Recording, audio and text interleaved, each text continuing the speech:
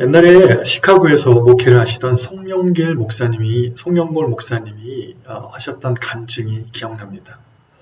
LA에서 목회를 하시다가 시카고에 개척을 하러 가셨는데 어느 정도 목회가 안정되어서 장인과 처남을 교회로 초대했다고 합니다. 이 두 분이 함께 오셔서 오랜만에 나이아가라 폭포로 여행을 가려고 했다고 합니다. 그런데 여행을 가려고 하는 당일날 눈이 무릎까지 차기 시작했는데 그래도 약속한 것이니까 여행을 가자고 떠나기 시작했답니다.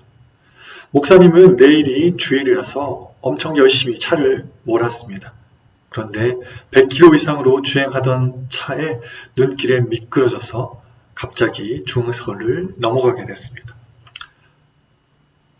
앞에서는 큰 추억이 마주보고 달려오고 있었습니다. 차는 한 바퀴 빙그르 돌면서 중앙선을 침범했는데 이제는 죽는구나 생각하면서 단 한마디를 불렀다고 합니다. 목사님과 모든 식구가 동시에 뭐라고 했을까요? 네, 주여라고 예수님의 이름을 불렀습니다.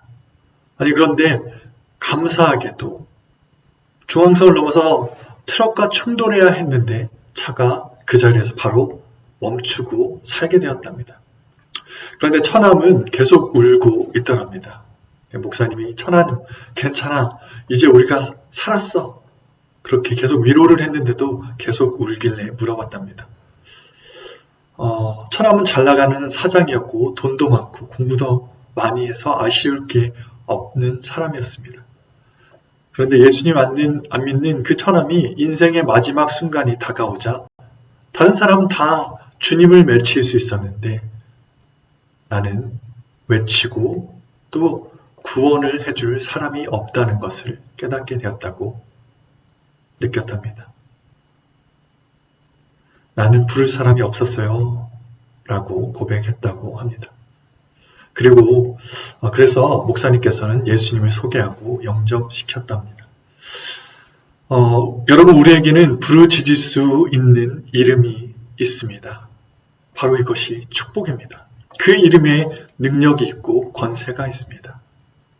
오늘 2절 말씀을 읽어보겠습니다. 일을 행하시는 여호와, 그것을 만들며 성취하시는 여호와, 그의 이름을 여호와라 하느니가 이와 같이 이르시도다.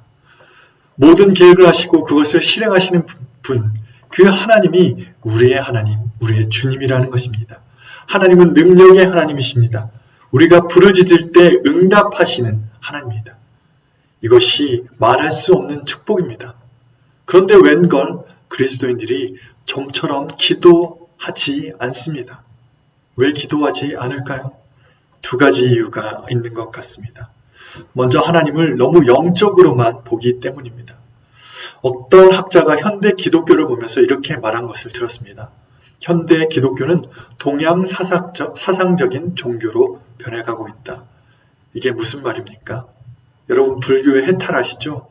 네, 세상과 나는 강고도 없다는 것입니다. 요즘 기독교인들이 이 세상을 초월하는 삶을 지향한다는 것입니다. 그래서 이 세상에 있는 것들을 구하는 것을 불경스럽게 여깁니다.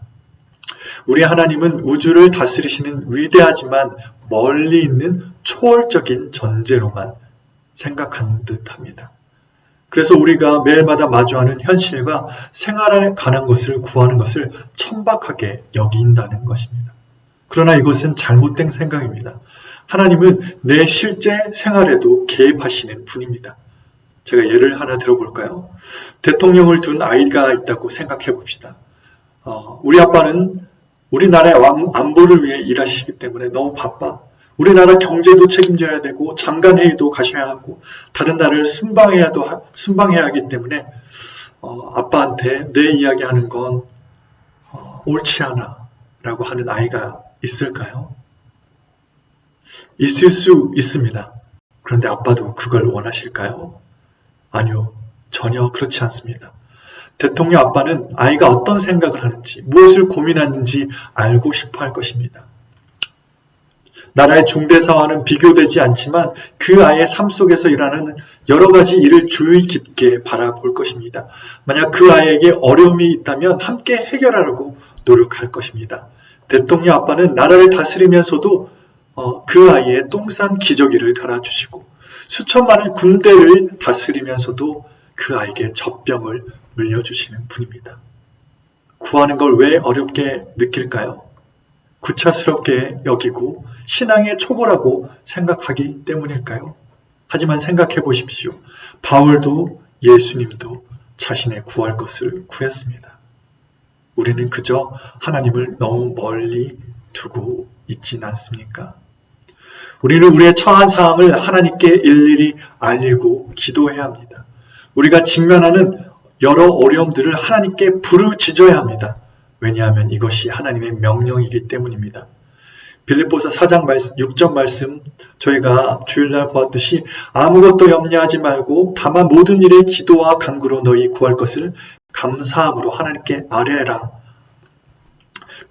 골로새서 4장 2절 말씀에 기도를 계속하고 기도에 감사함으로 깨어 있으라. 데살로니가 5장 17절 말씀에 쉬지 말고 기도하라 라고 명령합니다.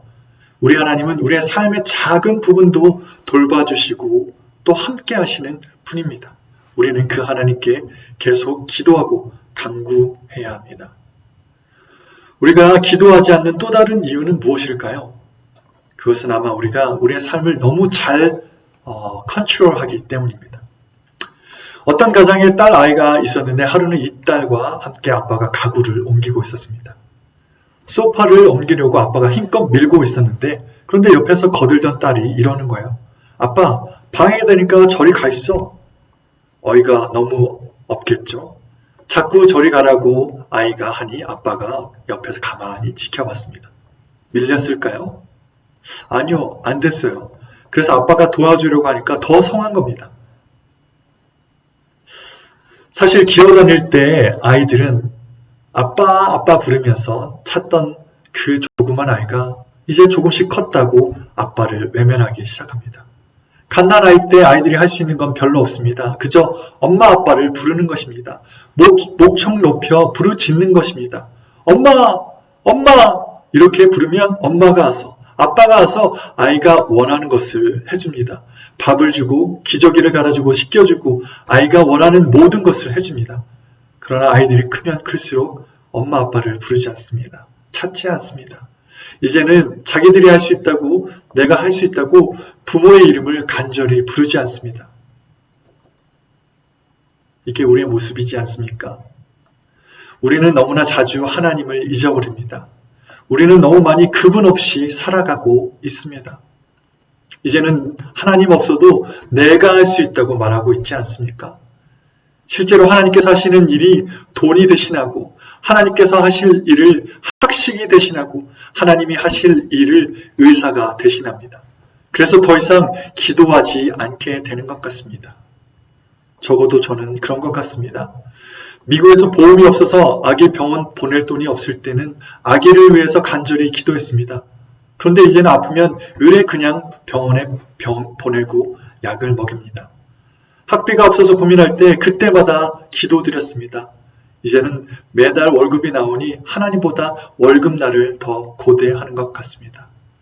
여러분, 우리의 삶에 하나님의 자리를 다시 되찾아야 합니다. 우리는 다시 하나님께 부르짖어야 합니다. 우리가 부르짖고 찾아야 할 것은 돈과 명예와 권력이 아니라 하나님 한 분이십니다. 우리의 삶의 유일한 소망은 하나님이십니다. 그런데 우리는 자꾸 그 하나님을 나의 능력과 세상의 돈과 명예와 바꾸진 않습니까? 하나님 자리에 우리도 모르는 사이에 내가 올라서 있지는 않습니까? 우리는 그 자리를 다시 하나님께 내어드려야 합니다. 내가 주인이 아니기 때문입니다. 나는 할 수 없기 때문입니다. 여러분, 우리는 부르짖어야 합니다. 우리는 기도해야 합니다. 여러분, 기도 없이는 계획할 수 없습니다. 기도 없이는 설교할 수 없습니다. 기도 없이는 사역할 수 없고, 기도 없이는 다른 사람을 만날 수 없고, 기도 없이는 하루도 살 수 없습니다. 하나님 없이는 나는 아무것도 할 수 없다는 것을 매일마다 느낍니다. 이엔 방주가 이렇게 말했습니다. 오늘날 교회가 필요로 하는 것은 더 많은 기계나 더 좋은 기계도 아니요, 새로운 조직도 아니요, 기발한 방법도 아니다. 교회가 필요로 하는 것은 성령이 쓰실 수 있는 사람, 즉 기도의 사람, 기도에 능한 사람이다. 성령은 방법을 통해서 흘러나오지 않고 사람을 통해서 역사하신다. 성령은 기계에 임하지 않고 사람에게 임한다.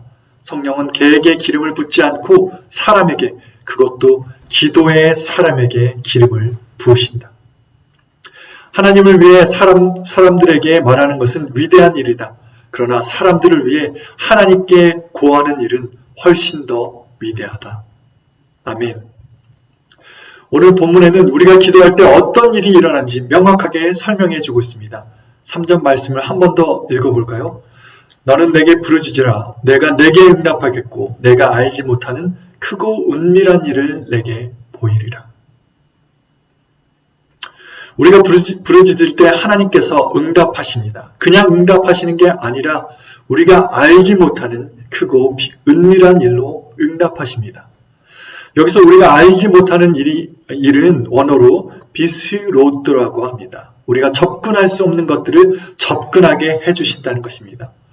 이 단어는 요새화되어 있는 성, 높은 성벽으로 굳게 닫혀있는 성을 표현할 때 쓰는 단어라고 합니다.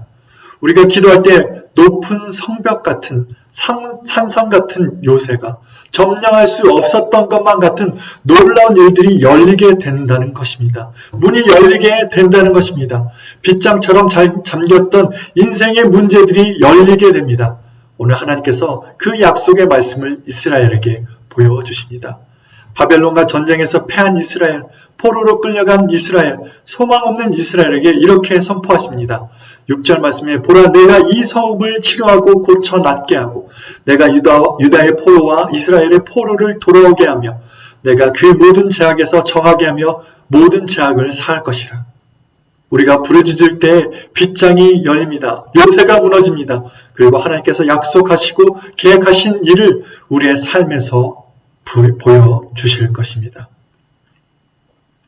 여러분, 기도할 때, 부르짖을 때 하나님께서 역사하십니다. 이것은 하나님의 약속이십니다. 기도는 이론이 아닙니다. 기도는 배우는 것이 아닙니다. 기도는 단지 머리로 아는 것이 아닙니다. 기도는 동사입니다. 기도는 하는 것입니다. 오늘 이 시간 우리 함께 기도하길 원합니다. 우리 교회에 많은 기도의 제목들이 있습니다. 코로나로 인해서 몸과 마음이 지친 자들을 위해서 기도해야겠습니다. 또 우리가 영상으로 예배드리지만 이 예배들을 통해서 믿음이 계속해서 지켜나갈 수 있도록 도와주십시오 라고 기도해 주시고, 특별히 교회 리더십, 담임 목사님과 사모님, 또 이하론 전도사님을 위해서 함께 기도해야 되겠습니다. 믿음이 연약한 자들을 위해서 함께 기도해야 되겠습니다. 저희 시간 주여 한번 부르고 기도하겠습니다.